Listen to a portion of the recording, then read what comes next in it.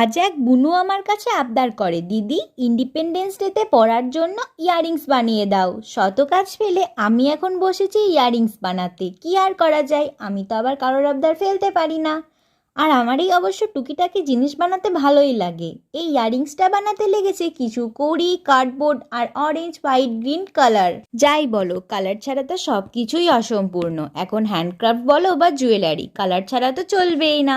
জানো তো, ছোটবেলায় ইন্ডিপেন্ডেন্স ডে আসলেই মনের মধ্যে আলাদাই ফুর্তি জাগতো। সারা আগস্ট জুলাই মাস জুড়ে শুধু ওই নাটক, গান, নাচ, আবৃত্তি এসব নিয়েই মেতে থাকতাম। কতবার ফ্ল্যাগ, ব্যাচ এসবও বানিয়ে নিয়ে গেছি।